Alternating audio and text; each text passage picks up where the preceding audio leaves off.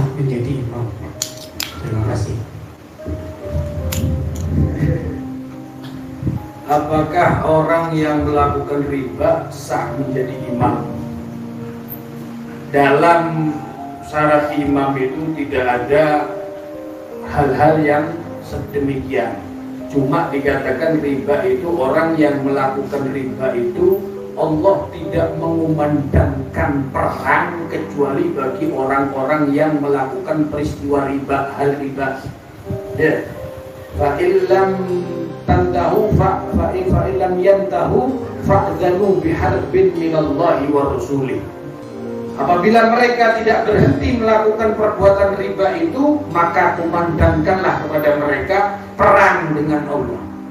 Ditantang perang bukan dengan pasukan sampean, tapi sama Allah nang ampun alam semesta ini. Siapa nggak ada kan tahan? Ya, nang lengkap sudah senjatanya kayak apa sudah, yang hebat kan? FBI kan? CIA kan? Napa kan? Sudah Tuhan yang kehendak matian pistolnya kan bergerak. Ya.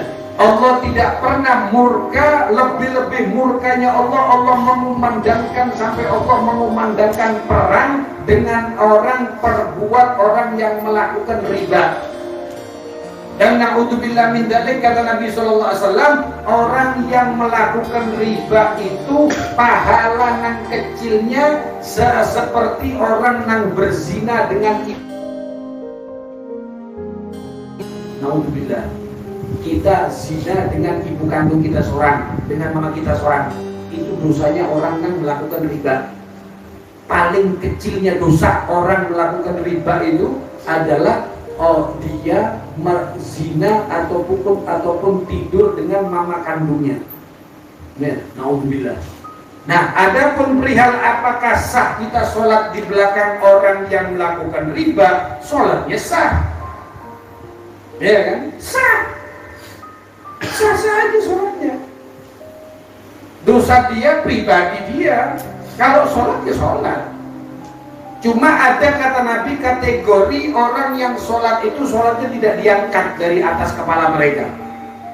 Kata Rasulullah salah satu, la turfa'u sholatuhum fawqa ru'usihim sibron.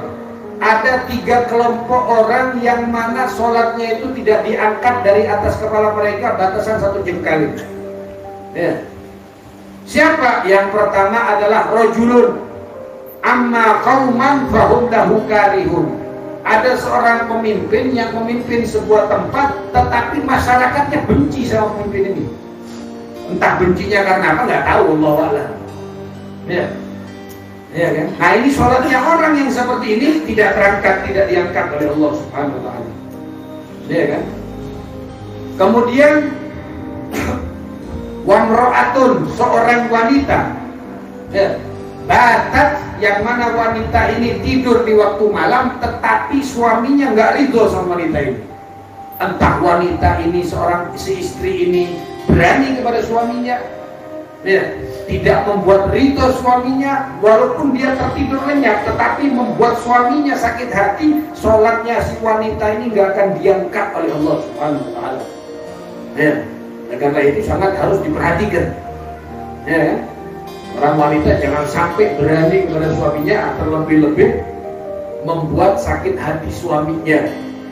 Nah, perihal yang tadi yang dipertanyakan tadi, kalau apakah kita sah sholat di belakang orang yang melakukan riba, sholatnya sah, sah-sah aja.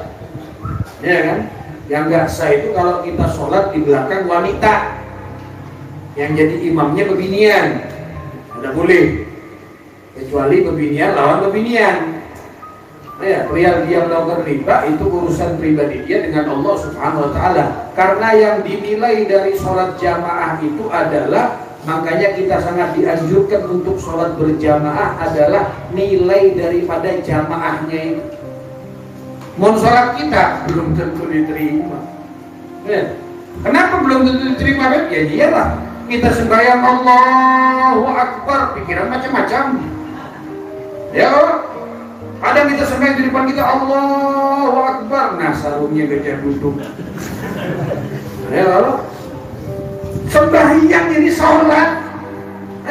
masih mikirkan kadang ada HP berbunyi, kenapa kan? Sembayang tolak-tolak. Ya, cuma cara menegur orang seperti itu nggak boleh kita dengan keras, harus dengan rahmat. Ya, nggak boleh kita menyambati, boleh kamu, jangan, nggak boleh. Nabi tidak mengajarkan seperti itu. Karena pernah kejadian ketika Rasulullah sholat, ada seorang badui. Ya, diperhatikan akhlaknya Nabi bagaimana. Ketika Rasulullah sholat, orang badui ini orang dusun. Ya, orang dusun ini sholat, ketika dia sholat berpandir dalam sholatnya. Ya, ditegur sama orang di sebelahnya, kamu sembahyang jangan berpandir. Ya, lihat akhlaknya Rasulullah. Ketika selesai salam, siapa tadi dengan kamu ngobrol ketika sholat? Saya Rasulullah. Ketahuilah saudaraku, ketika sholat itu segala sesuatu selain kita mengingat Allah haram kada boleh. Seperti itu negurnya. Mohon ini. Ya. Jangan puluh, tapi menyembati orang nggak boleh, harus diberitahu dengan akhlak yang baik, ya lalu. Jadi diberikan apa namanya pengertian ataupun pemahaman tentang sholat. Wahai saudaraku, ketika sholat makanya dinamakan takbiratul ihram itu sesuatu yang awalnya halal, ketika kita sudah mengucap Allahu Akbar haram semuanya. Baik makan, minum, berpandir, napa-napa haram. Paham?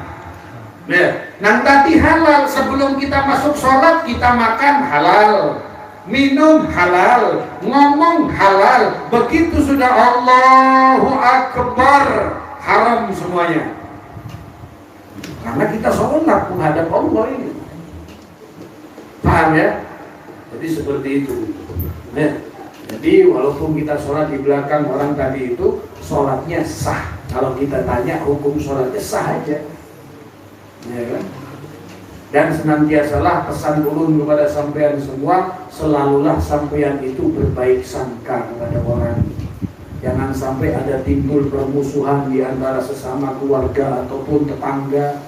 Selalu tebarkan kebaikan, ya, berhusnudzon, berbaik sangka dengan orang.